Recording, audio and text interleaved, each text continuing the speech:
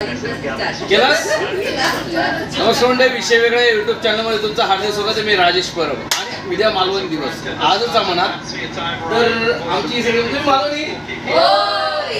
आता तुमका एक प्रश्न विचारतोय, एक प्रचलित प्रश्न असा मालवणीमध्ये तो ह्यांका विचारतोय, ह्याचा अर्थ ह्यांका माहिती आहे का? तो विचारूया आपण. यस. तोंडात शिरा पडली ह्याचा अर्थ तुम्ही सांगायचो.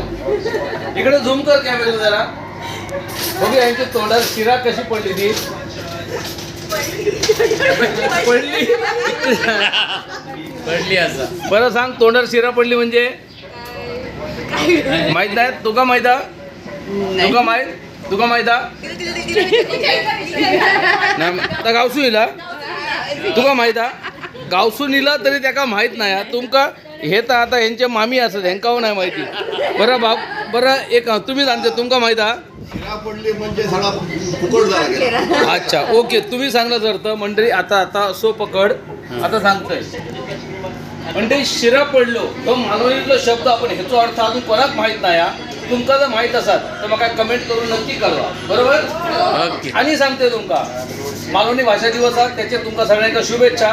पण त्याच्या व्यतिरिक्त मालवणी माणूस जो असा ना तो रसाळ फणसासारखा, बरोबर आहे? तो बाहेरून काटेरी आतून रसाळ गोड. तशीच मालवणी भाषा, मालवणीतले जर गाडी घातली ना तर एका पण लागायची नाही. औषध हो म्हटलं तरी कोण नाही म्हणत. आमचे बाबूजी मच्छिंद्र कांबळी अमेरिकेत जाऊन त्यांनी शो केलेली, लंडनला शो केलेली वस्त्रचे औषध घो म्हटलं पण एका पण फॉरेनरात त्याला वाईट नाही वाटलं. पुण्यात कळला पण नाही, औषध घो वाईट पण वाटलं. अशी आमची गोड रसाळ मालवणी भाषा. याच्या तुमका भरभरून शुभेच्छा.